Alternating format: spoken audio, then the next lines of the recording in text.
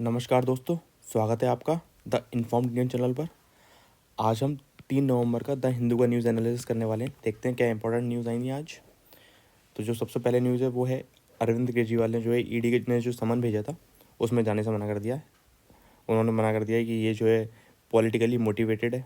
ठीक है, तो ये हमारे लिए इंपॉर्टेंट नहीं, हमारे लिए इंपॉर्टेंट है ईडी क्या है। ठीक है, तो मैं आपको बता देता हूँ।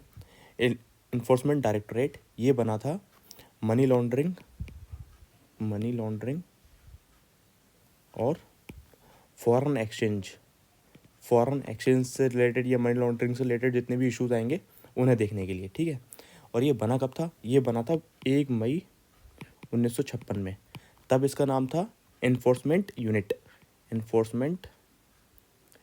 तब इसका नाम इन्फोर्समेंट यूनिट था। ठीक है, बाद में इसे जो है डिपार्टमेंट ऑफ इकोनॉमिक अफेयर के अंडर बनाया गया था। बाद में इसे डिपार्टमेंट ऑफ रेवेन्यू में कर दिया गया। तो आपको पता होना चाहिए अभी ये डिपार्टमेंट ऑफ रेवेन्यू में मनी लॉन्ड्रिंग का जो इसके ऊपर कि मनी लॉन्ड्रिंग से रिलेटेड ये केस देखेगा वो स्टार्टिंग से नहीं था। ये 2005 से आया है, जो हमारे इंडिया में 2002 में मनी लॉन्ड्रिंग का लॉ आ चुका था। ठीक है, तो आप ईडी से रिलेटेड ये चीज़ याद रख सकते हैं। इसके बाद नेक्स्ट इंपॉर्टेंट न्यूज़ मणिपुर से रिलेटेड है। मणिपुर में अभी भी सब कुछ नॉर्मल नहीं है। यहाँ पे अभी कुछ 700 लोग हैं, आर्म्ड थे वो लोग, उनके पास वेपन्स वगैरह थे। उन्होंने एक पुलिस कैंप पे हमला कर दिया, उसे घेर लिया और कुछ वेपन्स और एमिनेशन वहाँ का चोरी कर लिया। तो यहाँ पे अभी कुछ नॉर्मल हुआ नहीं है, यहाँ पे अभी भी चीज़ चल रही है काफ़ी। इसके बाद नेक्स्ट इंपॉर्टेंट न्यूज़ है वो ये आई है एथिक्स कमेटी के बारे में आपको बता देता हूँ। इसका ओरिजिन जो है वो राज्यसभा में सबसे पहले देखा गया है। राज्यसभा में 1996 में हुआ था। राज्यसभा में इसमें 10 मेंबर होते हैं। ठीक है, लोकसभा में ये एडहॉक बेसिस पे बना दी गई थी 2000 में। एडहॉक बेसिस पे मतलब जब जरूरत पड़ी है तब बनाया, जब जरूरत खत्म हो गई तो उसे हटा दिया गया।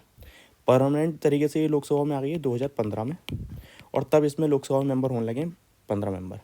तो आप याद रख सकते हैं कि राज्यसभा में 10 मेंबर होते हैं, लोकसभा में 15 मेंबर होते हैं। तो ये जो है प्रिविलेज से रिलेटेड मैटर देख रहे हैं अभी, और करप्शन वगैरह काफ़ी सारे मैटर लगे हुए हैं उनके ऊपर। जो एलिगेशन लगे हुए हैं वो ये लगे हुए हैं कि इन्होंने ब्राइब लिए फॉर क्वेश्चंस पूछेंगी और इसके चक्कर में उन्हें कुछ रुपये भी मिले किसी बिजनेसमैन से। तो देखते हैं इसमें आगे क्या होता है। इन्होंने बताया कि इसकी कमेटी ने जो इनसे इंक्वायरी की है, कुछ क्वेश्चन पूछे वो इनके पर्सनल लाइफ से रिलेटेड पूछ रही है। इसके आगे देखते हैं क्या इंपॉर्टेंट न्यूज़ है। इससे आगे नेक्स्ट इंपॉर्टेंट न्यूज़ ये इलेक्ट्रल बॉन्ड से रिलेटेड आ रही है। आजकल एससी काफ़ी कुछ बोल रहा है इलेक्ट्रल बॉन्ड्स के बारे में, क्योंकि एक कॉन्स्टिट्यूशन बेंच बैठी हुई है जो डिस्कस कर रही है कि इलेक्ट्रल बॉन्ड की स्कीम जो क्या है, उसके प्रोज एंड कॉन्स क्या हैं। तो देखते हैं हम इसमें क्या बताया उसने। तो इसमें सुप्रीम कोर्ट ने कहा है कि जो अल्टीमेट पर्पस था, जो भी अल्टीमेट पर्पस था इलेक्ट्रल बॉन्ड स्कीम का, वो था कि सैनिटाइज करना था इन्हें प्रोसेस को पॉलिटिकल डोनेशन के, मतलब कि ब्लैक मनी नहीं आनी चाहिए।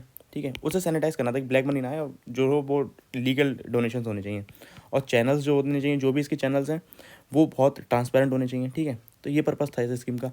तो उसके लिए एसबीआई बनाया गया। बट ये सब होने के बावजूद भी अनअकाउंटेड मनी भी बढ़ती जा रही है पॉलिटिकल पार्टीज के पास पैसा बढ़ता ही जा रहा है। ठीक है, तो ये सब चीज़ें हैं। तो उन्होंने बोला है कि जो डिज़ाइन था वो शायद वो चीज़ फुलफिल नहीं कर पा रहा है, काफ़ी सारे फ्लॉज हैं। तो आप दूसरा लेजिस्लेशन लेकर आ सकते हैं जिसमें ये सब चीज़ें ना हो। और जो सुप्रीम कोर्ट ने कहा है कि जो पर्पस है बिजनेस का वो है कि वो बिजनेस करें अपना, डोनेट ना करें पॉलिटिकल पार्टीज़ को। तो इतना डोनेशन क्यों हो रहा है? तो ये सारी इशूज़ तो हैं ही कि इतना सारा डोनेशन पॉलिटिकल पार्टीज़ क्यों कर रही हैं, वो इन द लास्ट जो है पॉलिसी मेकिंग में इन्फ्लुएंस करने वाली है। तो इसके बाद देखते हैं नेक्स्ट इंपॉर्टेंट न्यूज़ क्या है। इसके बाद नेक्स्ट मिनिस्टर, मुझे लग रहा है आपके सारे ही मिनिस्टर जो है ईडी की गिरफ्त में आ जाएंगे कुछ टाइम बाद। इसके बाद देखते हैं नेक्स्ट इंपॉर्टेंट न्यूज़ क्या आई है।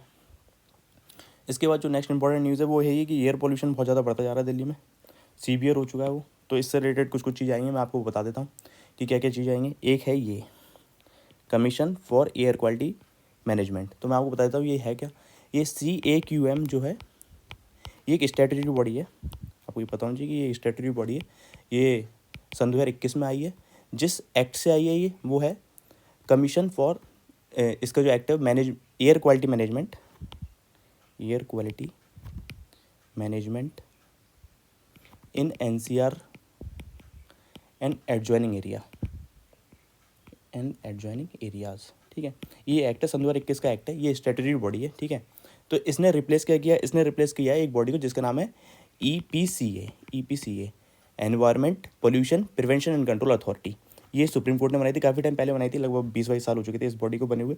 ये जो इतना भी कि डीजल व्हीकल बंद होने चाहिए, सीएनजी आनी चाहिए, ये सब चीज़ें इसी की थी। लेकिन ये ज़्यादातर एससी को रिकमेंड, एससी को बताती रहती थी कि हमें ये सब चीज़ें करनी है, ऐसा करना चाहिए। तो इसलिए इसे हटा के एक स्टैट्यूटरी बॉडी ले आए जिसका नाम है CAQM, ठीक है।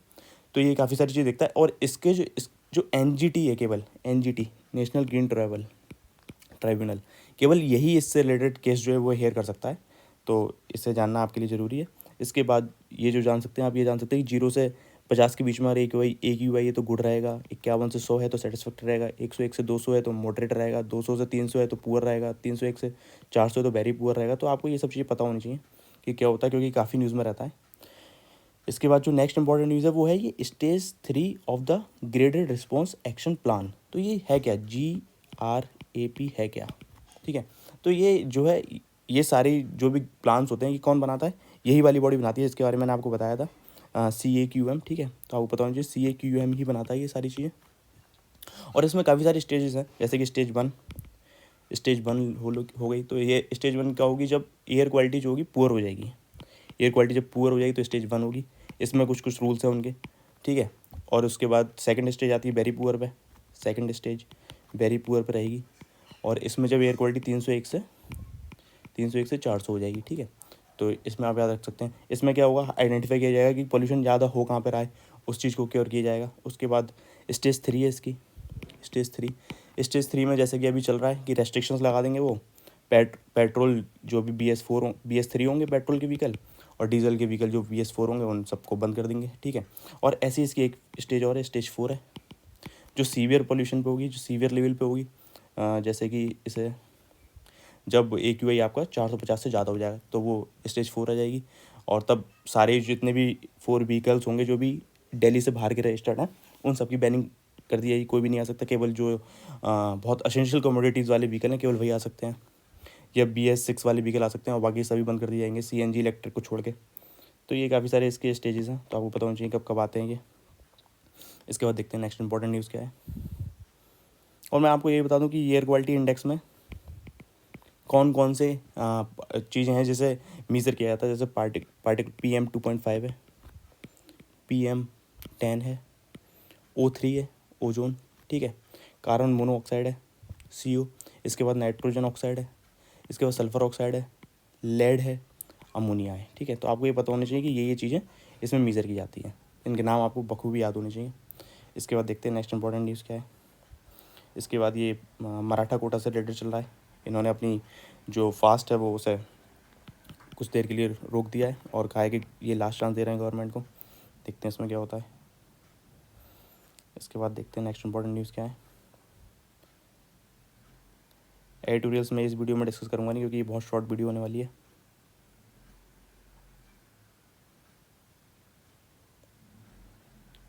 इसके बाद ये 2+2 डायलॉग, आपको 2+2 डायलॉग पता होना चाहिए क्या है। 2+2 डायलॉग 2 मिनिस्टर्स लेवल का डायलॉग होता है, जिसमें जैसे कि इंडिया का एक्सटर्नल अफेयर मिनिस्टर्स और डिफेंस मिनिस्टर रहेंगे, और सामने वाले जिसके साथ हमारा डायलॉग होने वाला है उस कंट्री के भी सेम काउंटर पार्ट रहेंगे। तो उन्हें होता है ये किस किस की इंडियन किस किस के साथ करता है ये डायलॉग। तो इंडिया करता है क्वाड मेंबर्स के साथ।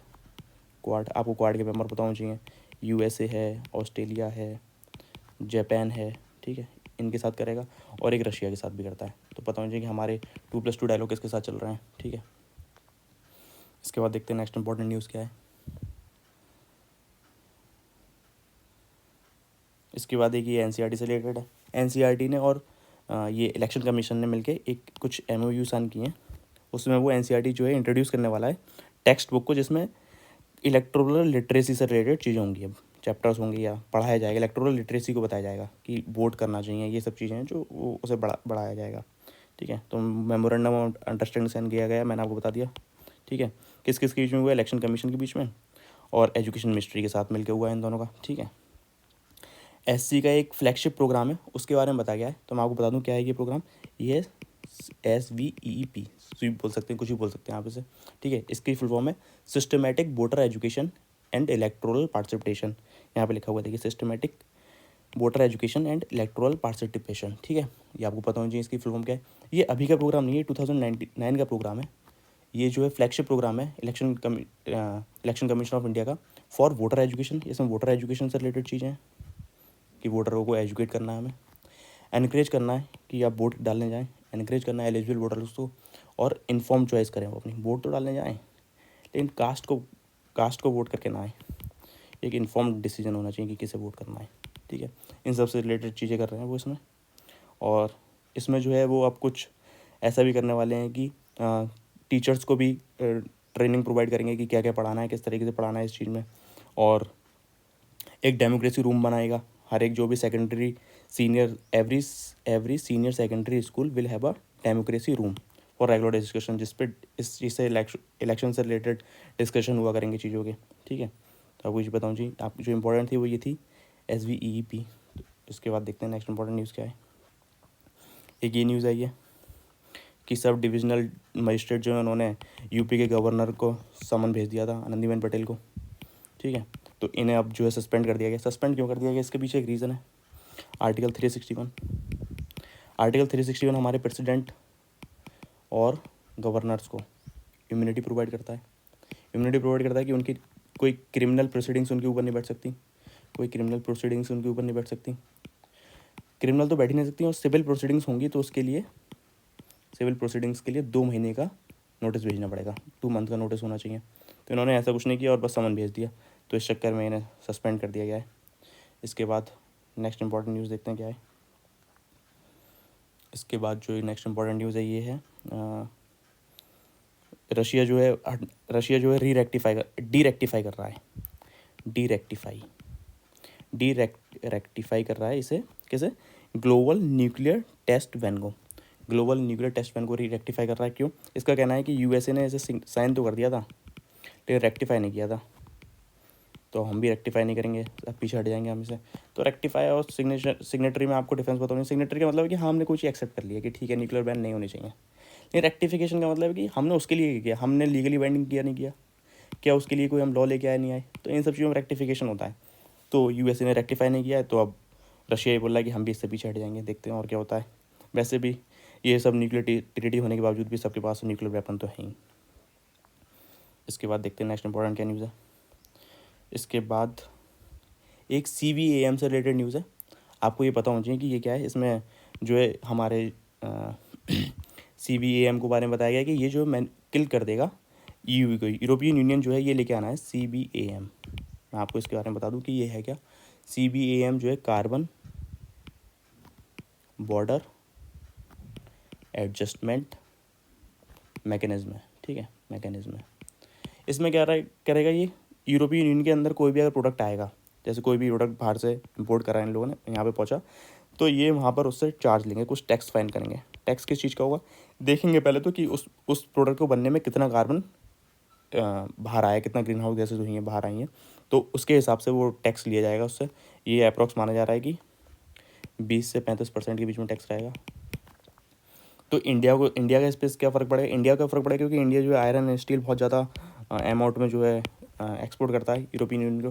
तो माना जा रहा है कि इसका यूरोपियन यूनियन पर उल्टा ही फ़र्क पड़ जाएगा, क्योंकि यूरोपियन यूनियन ये सब करने चाहेगा तो ऑब्वियस सी बात है जो इंटरमीडिएट गुड्स होते हैं जो बाहर से इम्पोर्ट होकर आए, वो वहाँ के मैन्युफैक्चर के लिए बहुत महंगे पड़ जाएंगे, वो वहाँ पे उन्हें खरीदेंगे। तो सारी जितनी बड़ी बड़ी कंपनियाँ, मानने में आ रहा है कि सारी बड़ी बड़ी कंपनियाँ जो है इंडिया में अपना बेस शिफ्ट कर देंगी। बाकी देखते हैं क्या होता है। तो आई होप आपको ये समझ में आ गया होगा CBAM है क्या। या आप बस याद रखिए कि ये कौन लेके आने वाला है, यूरोपियन यूनियन लेके आने वाला है, ठीक है। तो ये जो है एनवायरनमेंट से रिलेटेड है कि जो भी किसी भी चीज़ को बनने में कितना कार्बन प्रोड्यूस हुआ है उसके हिसाब से उस पर टैक्स लगेगा। इसके बाद मुझे नहीं लगता इसमें कोई खास इंपॉर्टेंट न्यूज़ आई थी आज।